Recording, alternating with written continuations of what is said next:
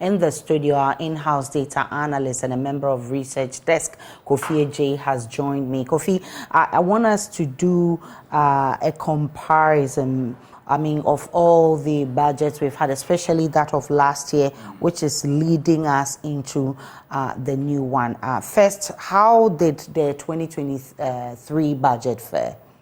Well, so this is a budget that probably had a first taste of the IMF program, because you got the IMF, program approved in May 2023. The budget was read in November 2022. So by the time we got to July 31st, government had done a lot of revisions in the mid-year budget review, where we saw a number of the macroeconomic targets being revised downwards. So and some even revised upwards. So if you look at inflation targets, and for instance, we were hoping to end the year a little above 18% in 2023. Now we are hoping to go a little above 31%. But the good news is that for the past 3 months, we've seen inflation come down from somewhere 51.4% when it peaked in December 2022 to now 35.2%. It's good news for government.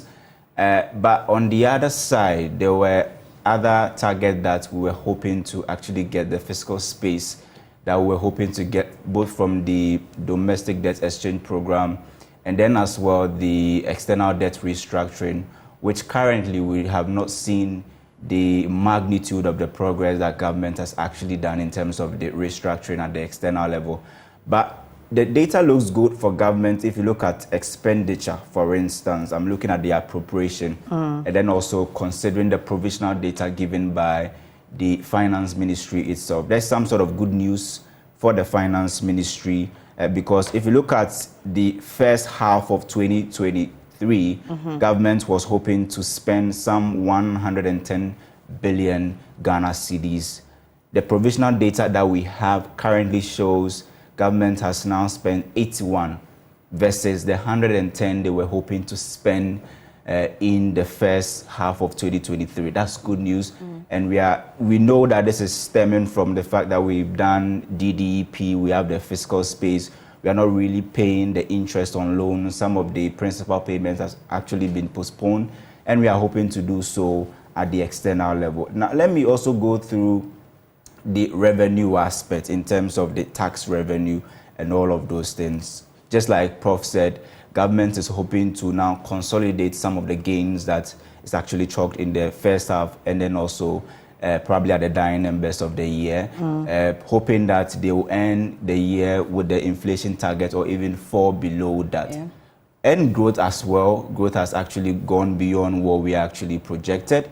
But some key economic indicators, like some of the taxes that we will be going through, you see that even if you look at the total exports that we gain from the export of cocoa, crude oil, and then even gold, it has actually dropped because, let me fetch the data. If you look at last year, between January and August 2022, by the 8th month, we had gained in terms of total exports from these three and other commodities, $11.8 billion. That was what we generated in the first 8 months of 2022 fiscal year. If you compare the same thing to what we have currently, 2023 is dropped by almost more than a little over $1 billion. So we've moved from $11.8 billion to now $10.8 billion, almost $1 billion actually reduction there. And this is actually coming from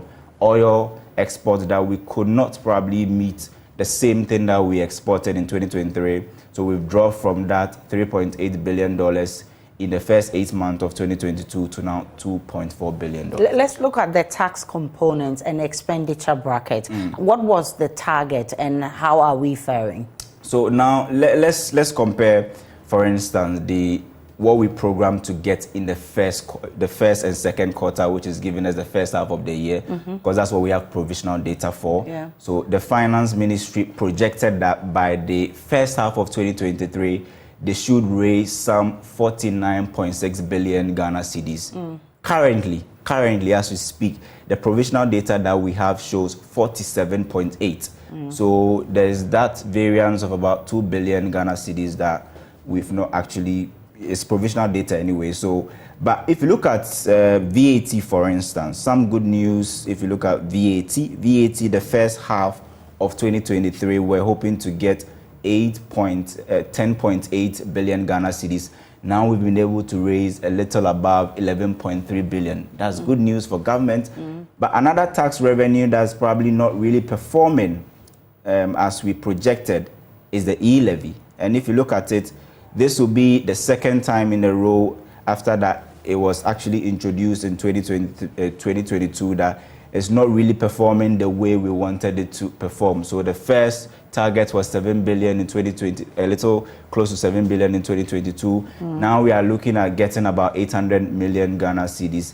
And if you look at the data, the provisional data that the finance ministry themselves have put out for the first half of the year, you see that what we actually projected to get is way below what we actually have for the first half. So some 982 million Ghana cedis, that was what we're projecting to get. But provisional data shows we did not get anywhere close to this value of 982. We now have 455 million Ghana. So if you look at how the budget has fared in 2023, a revision in the supplementary budget of our revenue target, that means that we could not meet the target that we wanted to, we targeted for 2023. What does it mean for the 2024 budget? So 2023 budget, that was the first time that we saw Ghana's total expenditure, move or creep into the 200 billion zone, Ghana cedis. Now you have 2024 budgets coming up where we have to do a lot of expenditure cuts. Government, they've already taken the lead by cutting some of expenditure. People are saying they should go ahead and cut more. There's also the revenue side that we are trying to revamp. But if you look at what we have versus some of the data that we've seen so far in terms of base pay that has actually been increased by up to 25% in 2024, all of these things are supposed to put a lot of pressure on the compensation bit of the expenditure. Because mind you, if not for the debt restructuring and whatever that we've done, we were supposed to pay close to about 50 billion Ghana cedis in terms of debt servicing alone at both the external and the domestic level. So once government has the free space to breathe at the domestic level and is hoping to do so at the external level, then you know that expenditure will actually reduce.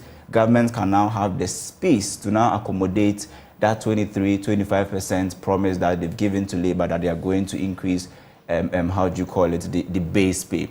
We've also seen the minimum wage also rising, and I'm looking at the compensation bit of the expenditure line item, because just two line items, interest payment and compensation to employees, usually they account for more than 50%. And in this case, they've had to go above the threshold, especially when they were negotiating the base pay. The minister says that they were looking forward to reaching an agreement of 19%. Now they've had to give in to the 23% demand. How they're going to fund that, he says it will be difficult.